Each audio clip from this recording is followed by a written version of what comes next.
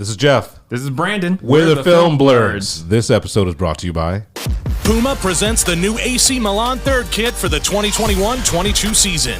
The bold new progressive jersey takes traditional design and rewrites the rules to push the boundaries and defy convention. The new AC Milan third kit creates a fearless new expression of the club's identity and challenges tradition by reimagining conventional football kits in a brand new approach that merges football and streetwear culture.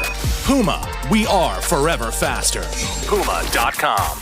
This is Kevin. And this is Ron. From the Your Valuable Home podcast. And you are listening to The Film Blurs on the new Pod City Podcast Network.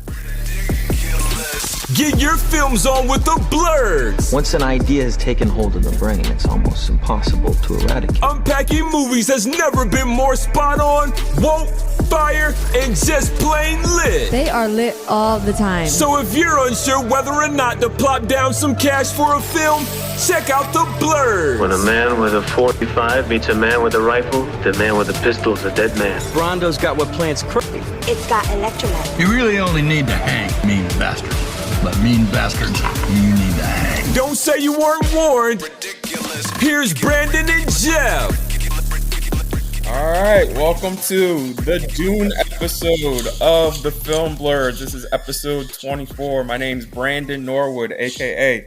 Hero Protagonist, a.k.a. The True Father of Joe's Kids, a.k.a. The Lethal Protector, a.k.a. Papi Chulo, sticking Molly in your women's butt and getting your grandma pregnant, a.k.a. Ruff McGruff, the king of ripping runs, and a.k.a. B. Wood the Magnificent. Joined by... This is Jeff Stewart, a.k.a. Uncle Jeffrey, a.k.a. He Who Remains, a.k.a. Revengeman Buttons, a.k.a. To Be Determined, a.k.a. I'm out here in these streets. All right. Well, let's start off by real quickly jumping into episode 2 of Aquaman King of Atlantis. What did you think? It got weirder. Yes. Did it get weirder? Yes. Yeah. It was funnier. Like honestly, I fuck with this episode less than I fucked with the first one. It got a little too weird. Like, I get what they're doing. I get it. 100%. But it's just not for me. You know what I'm saying? That's fair. I wish them, like I said last time, I wish the movies were like this. Honestly, it got fucking surreal at points. And you know what? I'm excited for this last episode. That's all I can say. Yeah, I'm going to stick through it. But this one was hard for me. It was like, and you know what? I fucking hate Ocean Master's voice. Like, but I hate it. I don't fuck with this type of animation, and it's just like too weird for me and not weird enough.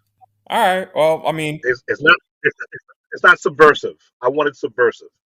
Nah, fuck that shit. It is what it is. It's a cartoon. I like how it is.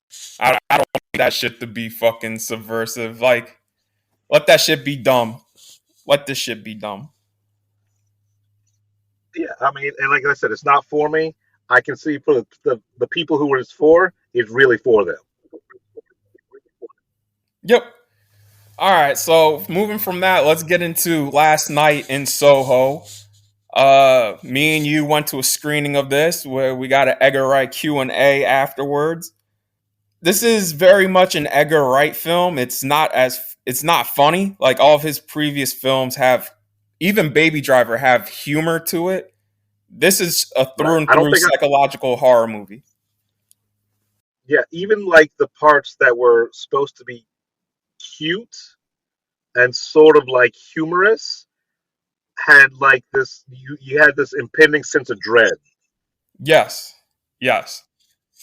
That sense of dread runs throughout the film. As soon as she leaves the cottage and gets on the train, that's when you know shit's gonna go sideways. Right. And I mean, when we were talking to Edgar Wright, he said he wrote this 10 years ago, but honestly, it's very topical because he made a Me Too horror movie. Yeah, man. I felt the same way coming out of this as I did with The Last Duel, which is we ain't shit, man. Oh yeah. Men are fucking horrible. My one problem with the movie is they laid on the character of Jocasta a little too thick. She's the bully. And I thought you could dial her down a notch or two, you know? Like, we get it. You could have dialed shit person. Yeah, you could have dialed her down, but also I wanted some comeuppance. Yeah. You know, like you set this bitch up to be like the worst thing ever. And we honestly, if you see this movie, we all know people like Jocasta. Yeah. Yeah, like no matter what, it's always about them. Bro, let me tell you a story real quick. On my way home Saturday from hanging out with my friends in Brooklyn, there's this bitch throwing gummies at my head while we're waiting for the A train at the subway station. Oh, word? Yeah. Like, did you know her? No. Oh, that's a simple assault, man. You gotta stand your ground. You gotta punch that bitch in the face. Oh, bro, and the one time she pelted it hard as fuck, and I looked over at her, and I saw her and her little friend giggling, and I was like, yo, y'all bitches look like you're fucking from a homeless shelter, first off. Second off, if it ain't me, somebody's gonna fuck you up. But you know, I wasn't trying to catch a case. I was just trying to get home. I mean, yeah, fair enough, but like, was she young? How young was she?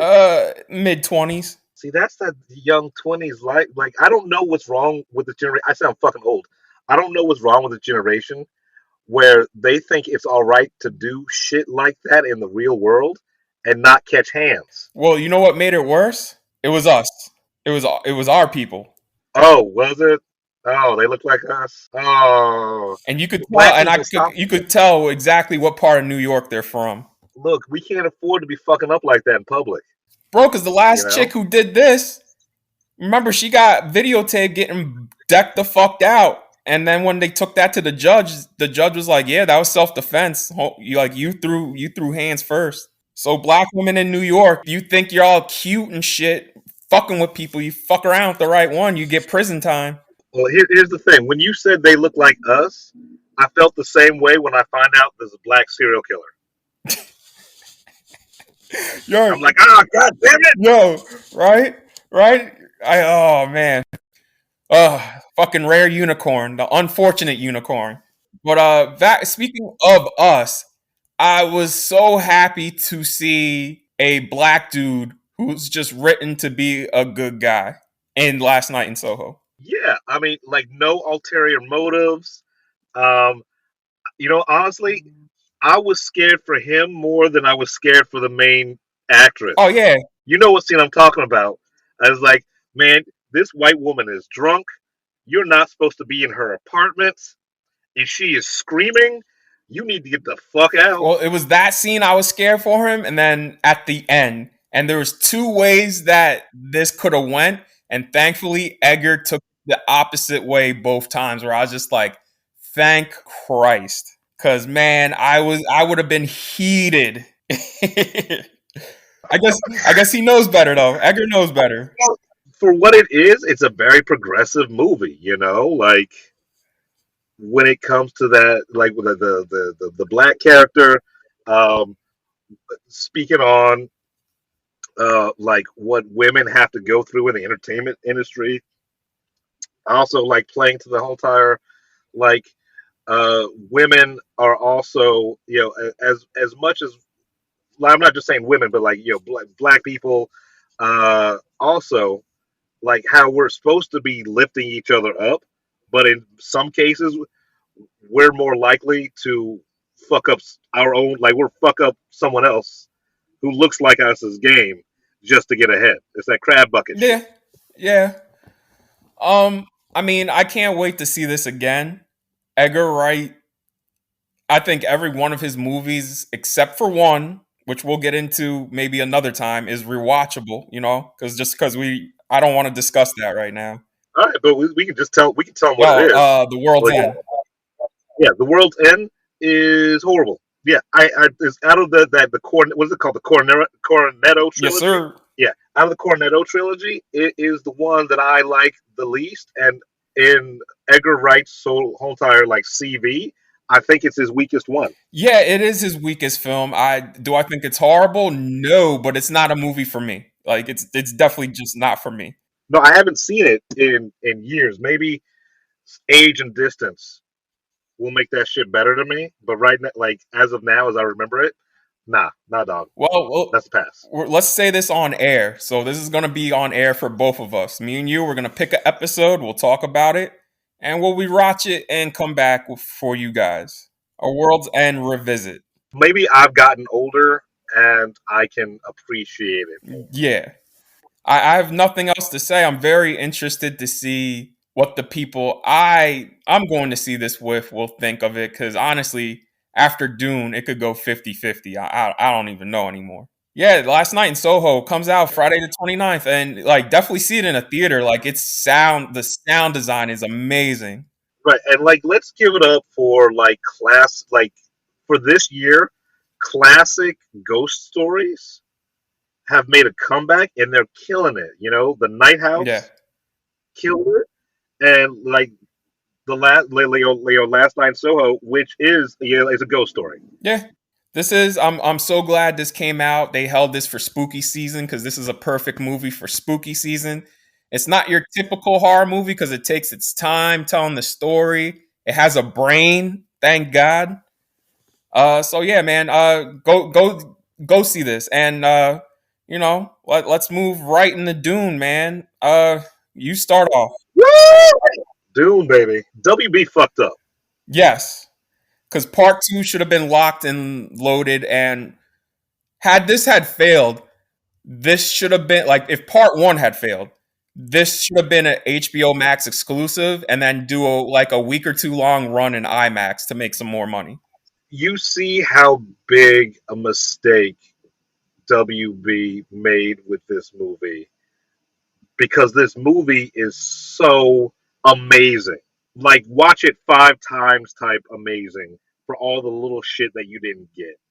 I saw this with some people, and these people didn't like it. My brother in particular had some problems with it. One of his problems I would like to speak on, which is just, I think, a problem with most audiences in general nowadays.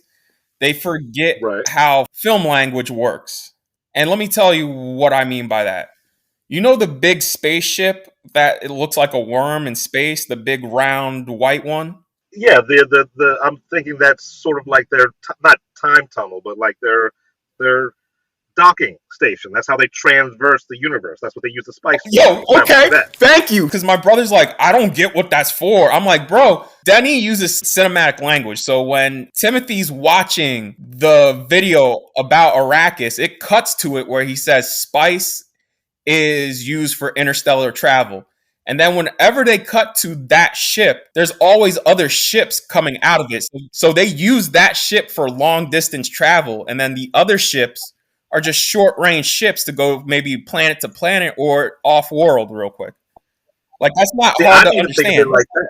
I thought it was just sort of like a wormhole that they designed, like that it transports, it creates a portal in time, whatever like that, or in space for the other ships to come through. I didn't think it was a transport ship itself, but no matter what, I know that that's the thing that gets them to where they need to go. Yo, okay, thank you, Christ. All right, thank you.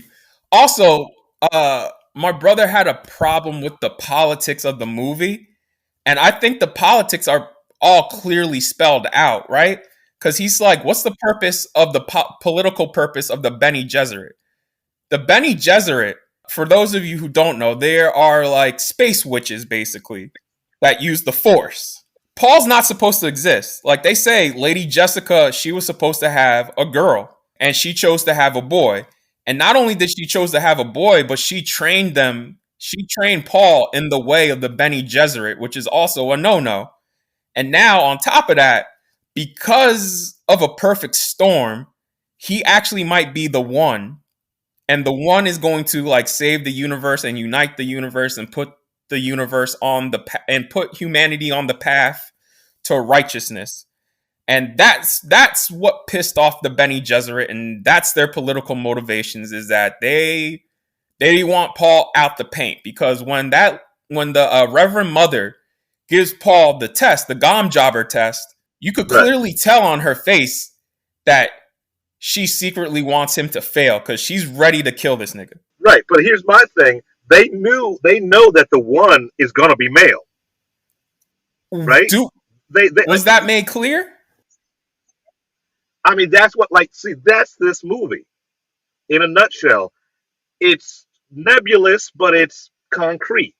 In the same, okay, I got that they're trying to test him so much because they don't want a false prophet. They're not trying to sabotage him, but they're not trying to help him because, like, the true Messiah isn't going to need help. Right. Shit's gonna get more complicated in the sequel because in the movie, Paul straight up tells his mom, she's like, "Yo, I know you're pregnant, and I know you're pregnant with a girl. So the fact that she's going to have a girl, that's not going to help him."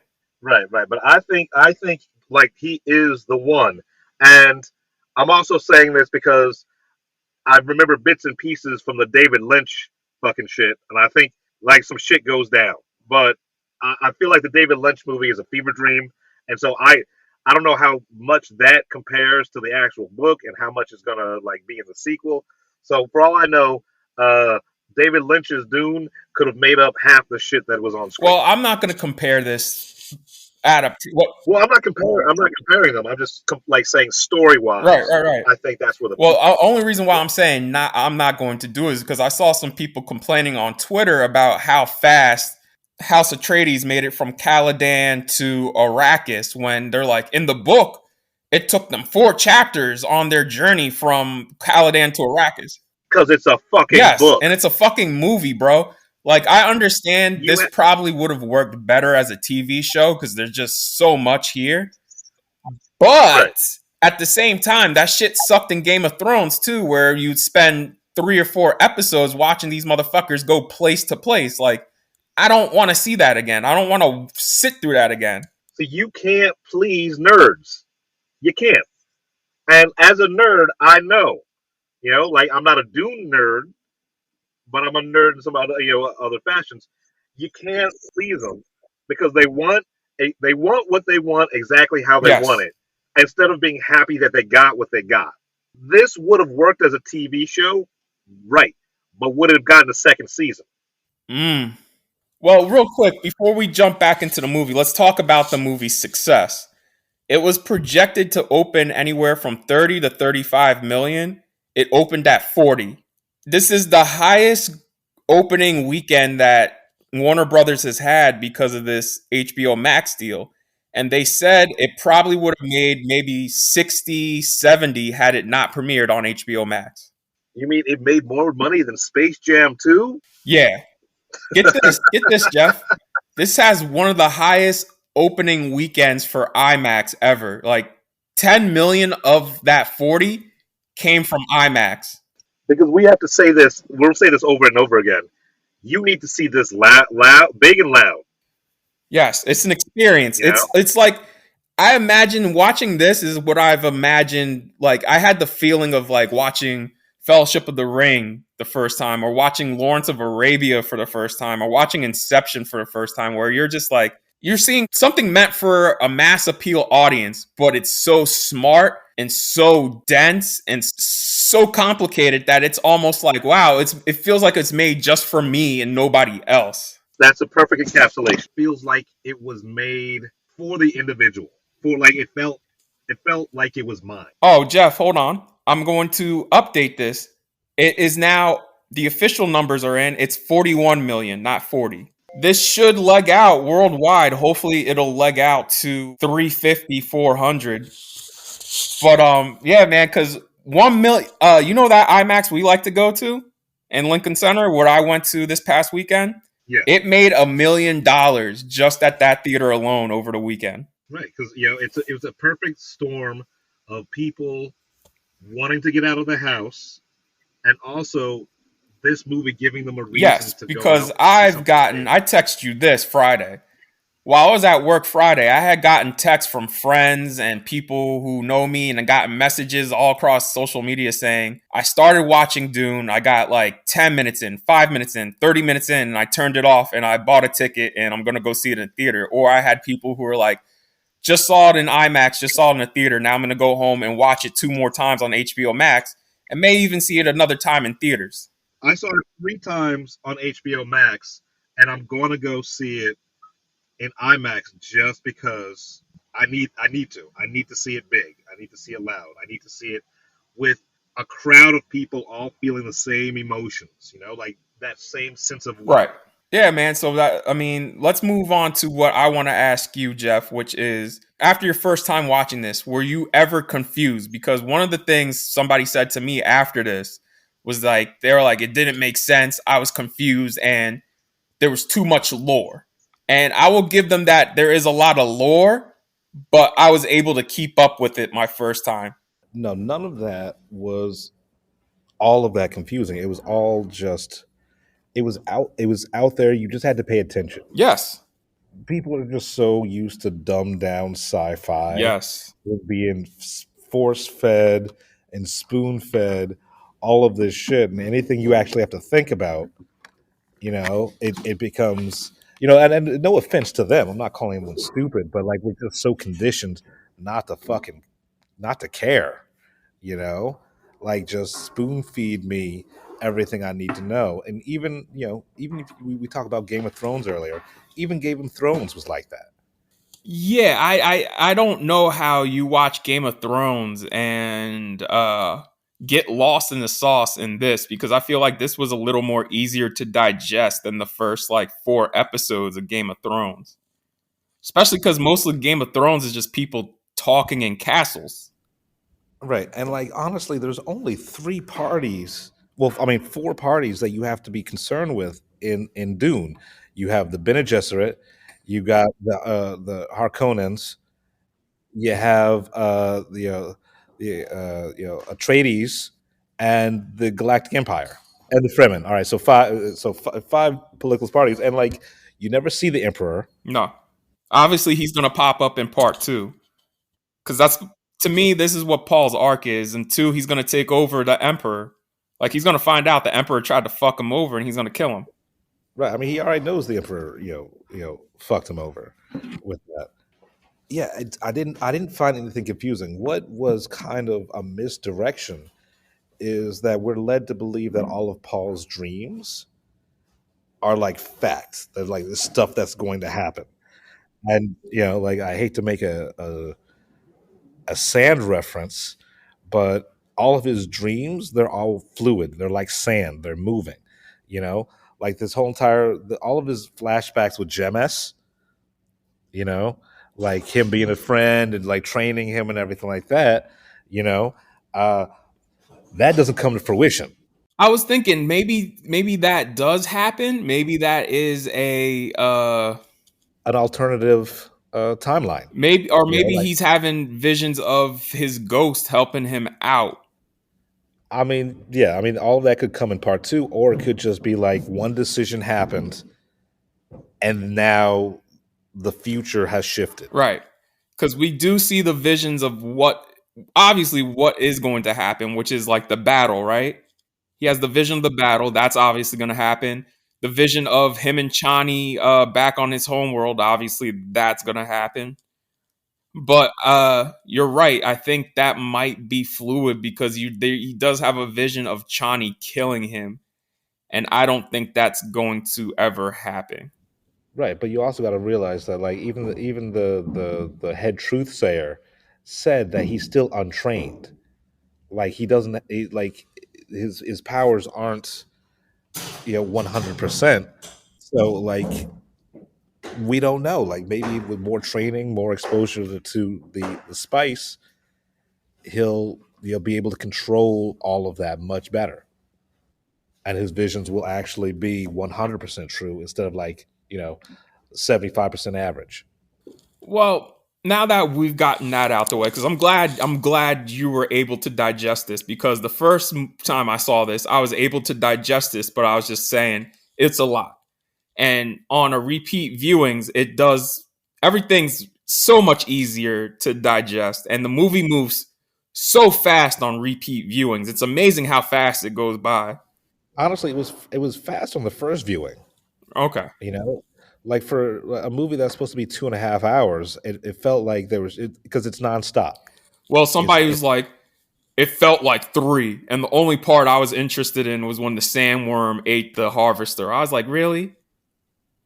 That was the only part they were interested in, huh? All right, You so gotta get you gotta get a better caliber of friends. I want to talk about the characters because a lot of people have been poo-pooing what the actors have been doing here. And I feel like the actors, every single actor in this movie is giving a great performance. Like, let's start with Timothy Chalamet as Paul because I always, when people tell me like, oh, it was all right, I was like, no. The Gom Jobber scene. Like, my man's is acting in that Gom Jobber scene where he is going from fear to legit pain where he starts crying. Like, you see the fear in his face, then it turns to terror and pain where he's crying and screaming. And then when his mom starts reciting uh fears the mind killer speech, and he remembers that to help him overcome the test, and you see all that just wash over him, and he's just like, okay. The dude went cross-eyed during that scene. Did you notice that at the end? Like he was in so much pain, he went cross-eyed. And that is acting, bro. Like, yeah, no, like it's like there was no weak link here. You know how I know there was no weak link? I even believe Jason Momoa could act. Oh, no. To me, it was Dave Bautista. When they made Dave Bautista like this fucking savage force of nature, and he ain't even in the movie that much, where I'm just like, oh, I'm terrified of this motherfucker. Like, that's when because Jason Momoa, I always knew he could act. Duncan Idaho is definitely the best character in this because he's just the fun-loving boy. But yeah, Paul is like literally George Lucas stole Luke Skywalker from Paul Atreides. I was talking to someone this weekend about that. Like, Dune is the OG. Lucas stole from Kurosawa films. He stole from westerns. He stole from Valerian and Princess of Mars. And when did Dune come out? 1965. Yeah, he stole from Dune. Like, the only things that were around before Dune were Valerian and Princess of Mars. And like Dune basically is the one that people say like, oh yeah, we stole from Dune. Yeah, I mean, it's one of those things where also you got to look at the audience. The audience they for the last 40 years they've been watching Dune. They just didn't know they've been watching Dune. Right. Yeah, exactly. You know? So now they expect something different. They expect something next level. It's like, well, no, you're getting the OG. Like you're getting the stuff right from the tap. Yeah. And there's still the character work there to go with it. Like, I love Rebecca. Speaking of Rebecca Ferguson throughout this movie, she looked right, bro. Like right and tight. But I mean, everyone was talking about Zendaya, right? Like beautiful girl, she's, beautiful girl, but she was no Rebecca Ferguson. Yeah, Rebecca Ferguson, she was right and tight throughout this movie. Where I'm just like, damn. But yeah, even her, I love her, how conflicted she is the entire movie, where she has to be Paul's mother and protect him, but also be loyal to the Bene Gesserit. Right, she's got a higher master. So, like, how do you reconcile that? Right. You know, how do you like? All right, yeah, I love my son, but also like with the head Bene Gesserit. Oh, the Reverend Mother. The Reverend Mother, when she was like, yeah, we play the long game. We count our successes in centuries. Yes. The one thing, and that leads to two of my favorite scenes in the movie, and they both have to deal with, three of my favorite scenes. They deal with the family, which is when Paul, because he's a kid, man. Like I hated Luke Skywalker in that first Star Wars movie because he's just a whiny little bitch. And this, I understand why Paul's a whiny little bitch because he's a 15-year-old kid. Not only did he just found out he may be the one to save the universe, but then he's also a scion to a fucking house, and he's learning all these fucking superpowers from these space witches. Like and he's being taught all these languages and taught how to fight and kill at will. Like, yeah, I'd be fucking tired too. I'd be like, yo, I want to go live my fucking life, man. Because they spend more time explaining why Paul is emo as opposed to why Luke Skywalker was emo. Like Luke Skywalker was just emo because he didn't want to drink blue milk and work the farm. Like Paul's got so much other stuff on his shoulders, like it's like I get it. And like on my first viewing, I'm not gonna lie, I did find Timothy Chalamet's performance to be a little too in his feelings. But on the second viewing, it's like, That's by okay, design. I get the Yeah, subtlety. it's I by get the design. nuance. This character has an arc. Like, he starts off this movie kind of just like he really doesn't know what he wants to be, and there's a million people pulling him in a million directions. And by the end of this movie, he fully accepts his destiny as possibly being the one, and now being the new leader of House Atreides. Like, full stop. Like the old, like not even like the leader of House Atreides, the last Atreides. Right.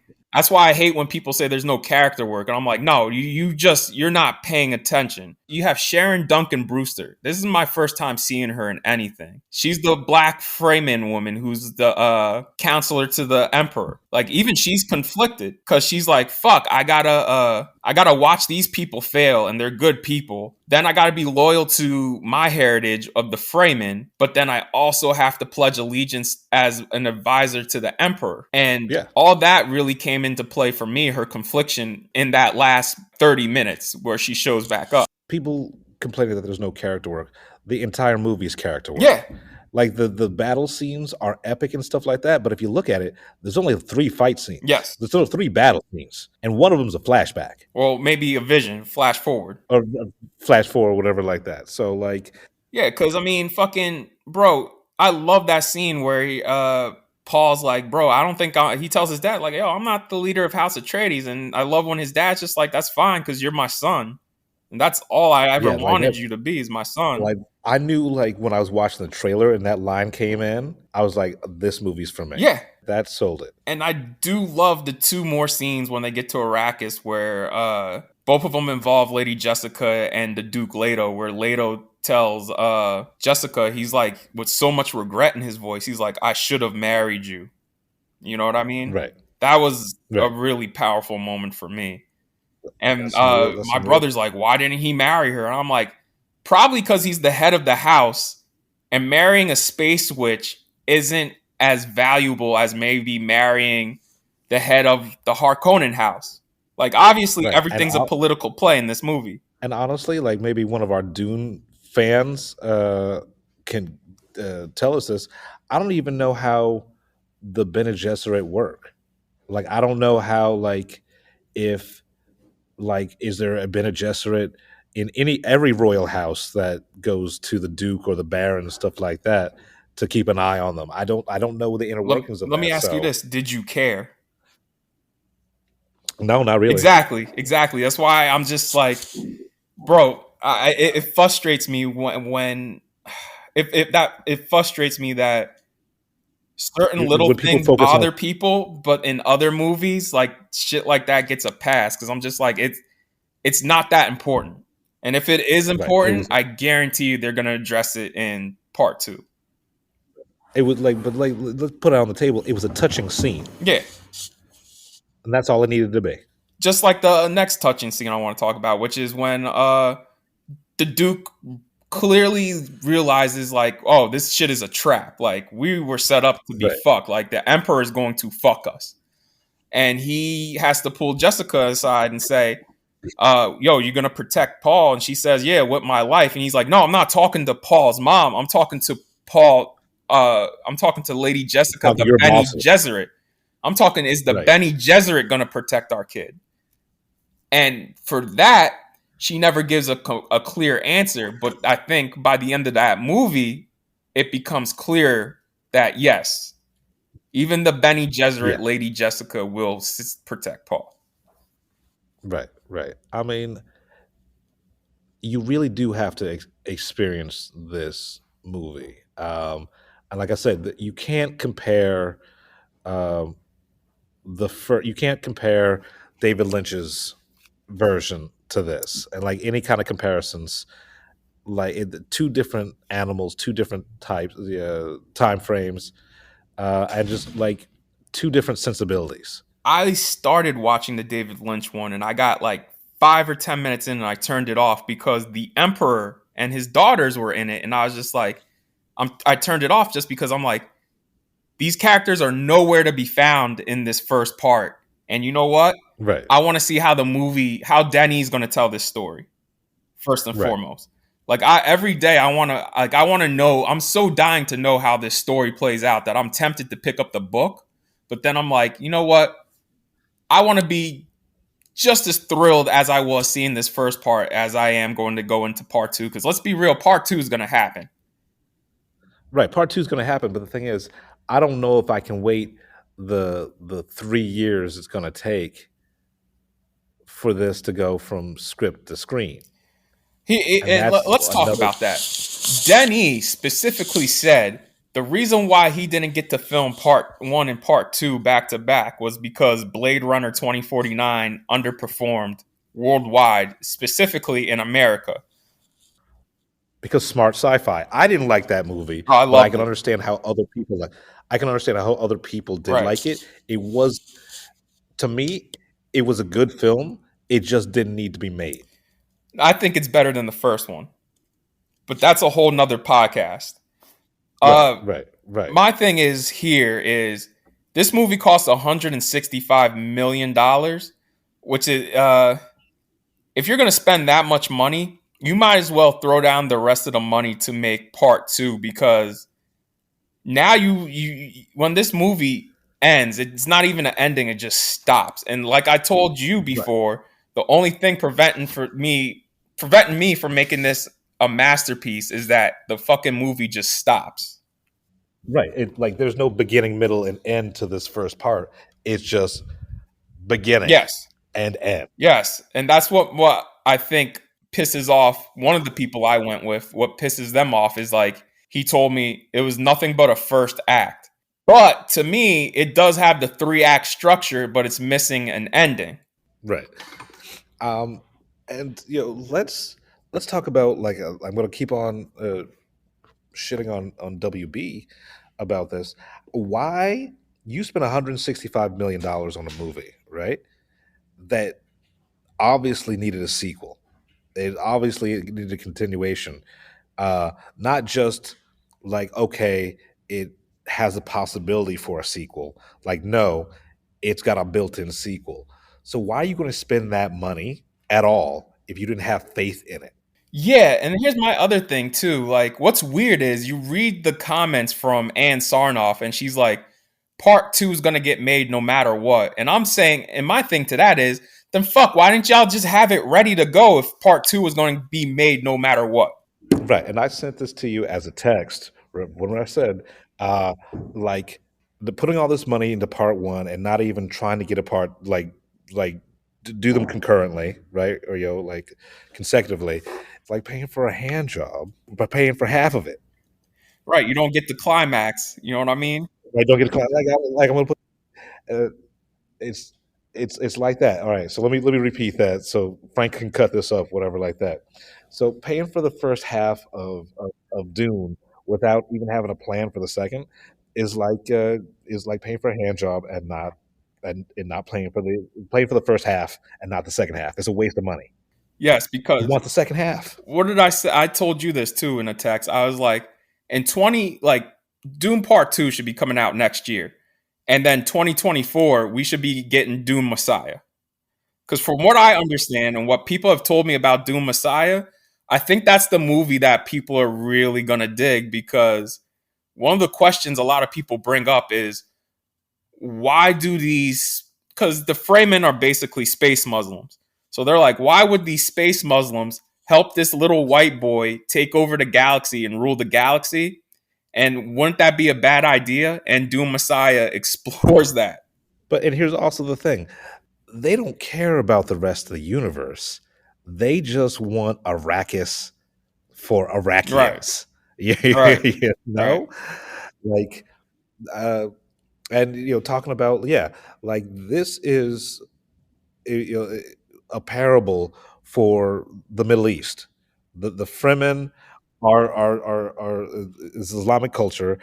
Spice is oil. These warring houses are every nation that has come to the Middle East to try to get the I told goods. my brother this. I was like, it surprises me how many Republicans love this movie, considering it is about a little liberal white kid helping a bunch of brown people take back what's theirs from the rich white people who want to keep everything and exploit others.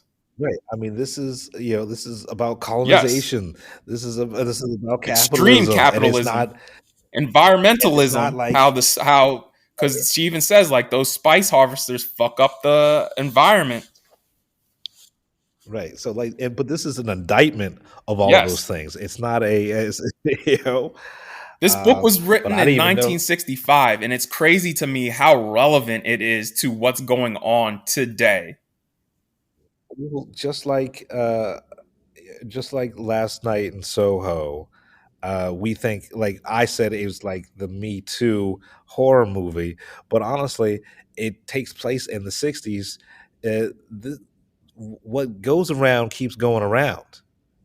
We are horrible people who have yet to reach enlightenment or even try. Like, so if it happened yesterday, it's happening today, it's going to happen tomorrow. Yes. So I will say this. The one thing I do love about this half of a movie, everything that's set up in this is by the end of the movie paid off. Well, like, yeah, I Everything mean, that's set up comes back into play and is paid off, right? So like Dr. Krenitz, when she puts the thumper down to potentially ride a sandworm, bitch, at the end of the movie, we see a dude riding a sandworm, and Paul, it clicks and I love how that clicks for Paul at the air, because at the beginning his father says, like the Duke Leto says, we rule by air air power, power and sea power. We need desert sea power. And power, then and when Paul sand power. sees that dude riding the worm, he's like, fuck, that's desert power. It is a movie worth Yes, and watching. you need to see it in IMAX. A good 80 minutes of the runtimes in IMAX. Like, it's made. There's a reason why Lincoln Square has been sold out and keeps selling out. I got tickets to see it again this weekend.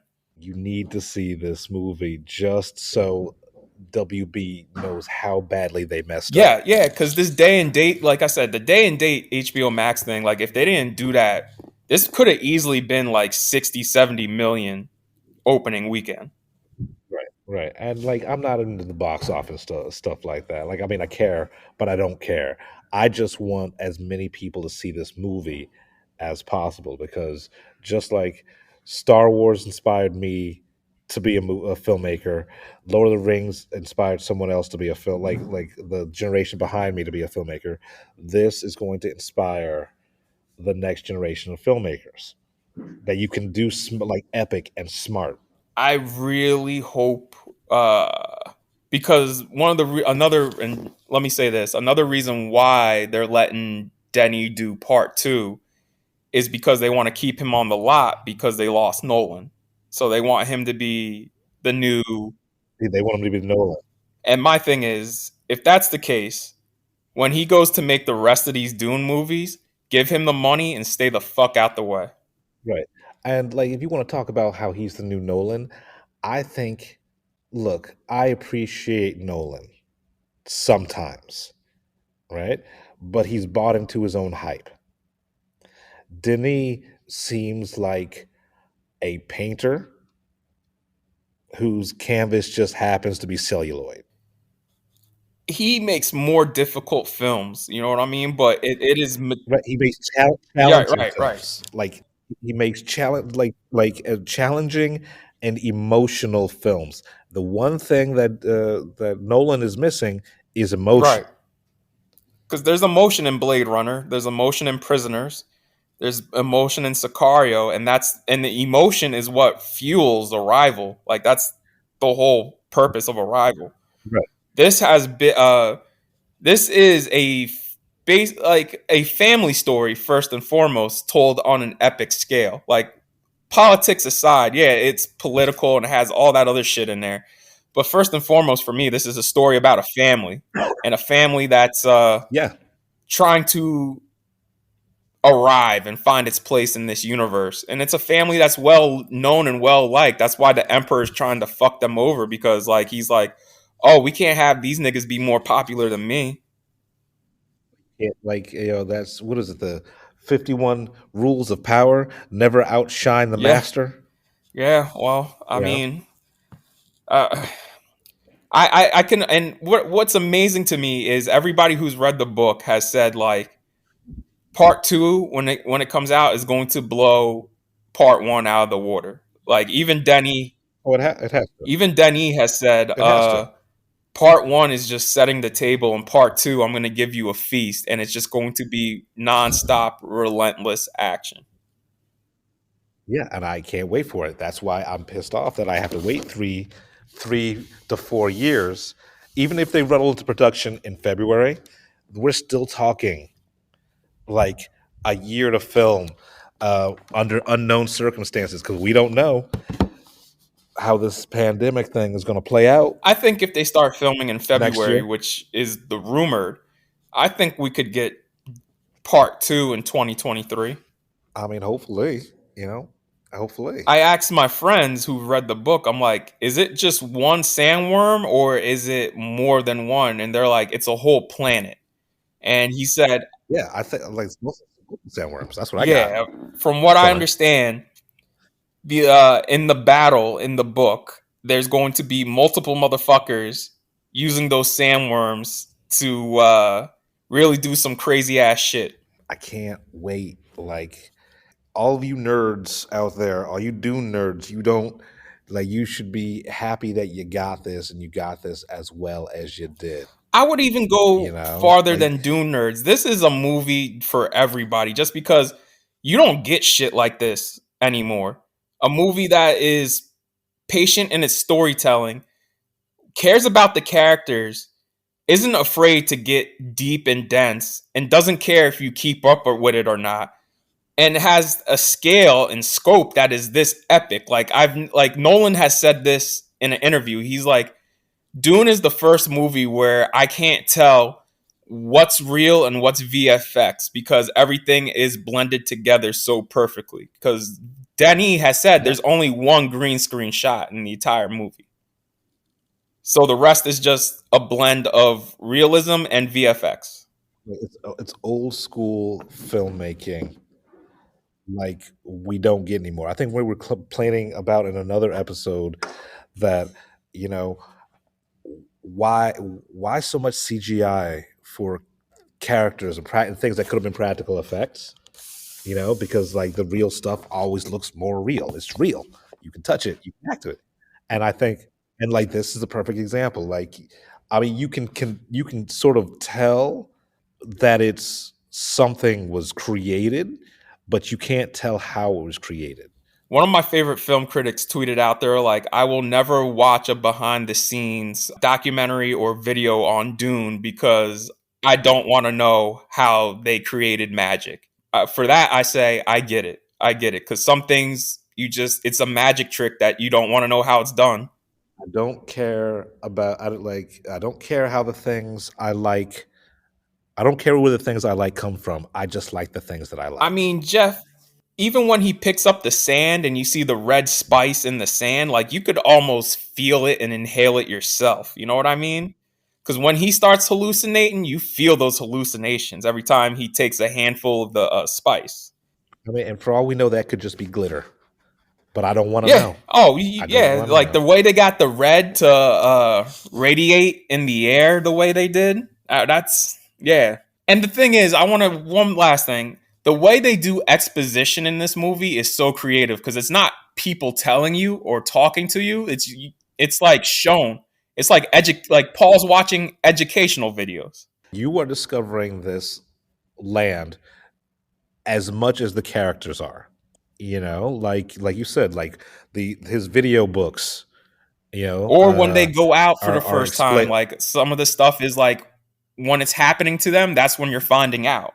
It was like, oh yeah, you don't want to do that because that's going to kill you. Right. It's a beautiful film. So take away the great acting, take away the story. It is just a beautiful film. Yeah, Greg Fraser did his fucking thing on this movie. I'm so amazed at the imagery that he created. I would never in a million years, if you had given me the script, I don't think in a million years I could make the movie that Denny and Greg Fraser have made here.